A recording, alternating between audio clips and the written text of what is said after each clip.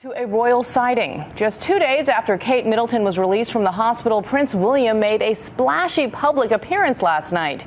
Meanwhile, the family of the nurse who apparently took her life after being fooled by a radio prank is speaking out. ABC's Jeffrey Kofman is in London with the latest. Good morning, Jeffrey. And good morning to you, Bianna. This is now a police investigation. A post-mortem examination is to be held this week, and an inquest begins tomorrow.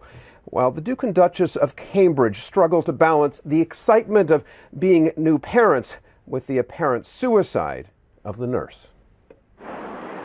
Prince William went solo last night at a charity ball, his first public function since his wife's pregnancy was announced. In conversation, he quipped about Kate's illness. "I don't know why they call it morning sickness. They should call it all day and all night sickness." He did not talk about the tragic death, an apparent suicide, of the nurse who fell victim to the hoax call. But he and Kate have issued a statement of sympathy for the family. Jacintha Saldanha came to England from India 9 years ago with her husband and 2 children. On Facebook, her 14-year-old daughter wrote this weekend simply, "I miss you. I love you." Saldanha worked as a nurse at King Edward VII Private Hospital for 4 years. Her family lives 100 miles away in Bristol. While on shift, she slept in a residence for nurses.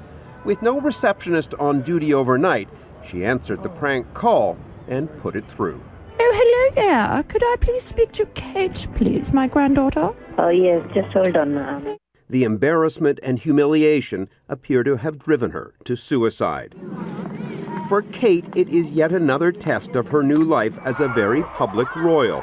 In September, a tabloid photographer using an extremely long lens photographed her topless on a private vacation. While she understood what she was taking on, I think that there have been a couple of things that will have made them go, oh my goodness, you know, we didn't really necessarily think that it was going to be this bad in this day and age. It is sounding uncomfortably like the life of her late mother-in-law, Princess Diana, who was hounded by the media.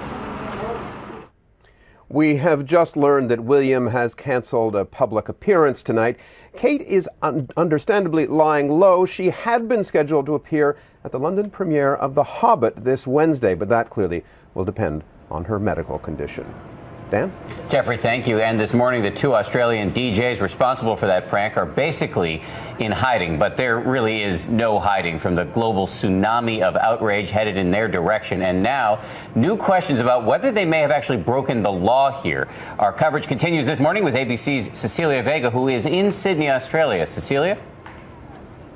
Hey, Dan, good morning to you. Boy, you know, the word tragedy is on just about every front page here in Sydney, and so are the faces of those 2 DJs. They have still not spoken publicly since this joke that went so wrong. It's not just the mounting headlines. We have got another huge show tonight on the 2 Australian DJs whose radio prank took a tragic turn may soon have to face Australian police. This morning, there are new questions about whether the DJs illegally recorded a private conversation when they pretended to be the Queen and got through to the London hospital room where Kate Middleton was being treated for severe morning sickness. Oh, hello there. Could I please speak to Kate, please, my granddaughter? Their station boss says no laws were broken. We're very confident that we haven't done anything illegal. When is a good time to come and visit her? Because I'm the Queen. DJs Mel Gregg and Michael Christian are in a fragile emotional state since the nurse who answered their phony phone call was found dead. Station executives say the pair is now seeking the help of counselors. These people aren't machines, they're human beings.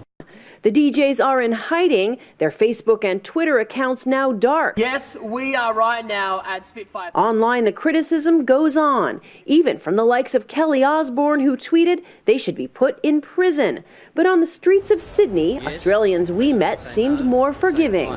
Some people are saying, that they should be held criminally responsible or that they should be fired. Any of those?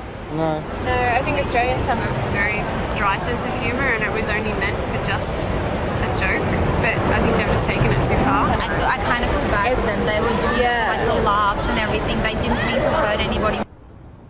Well, the DJs are expected to reach out to the nurse's family, and a spokeswoman for the radio station tells us that we will probably be hearing them make a public statement, likely sometime this week. Dan and Bianna? So interesting to hear the public reaction there as opposed to in the rest of the world. Cecilia, thank you.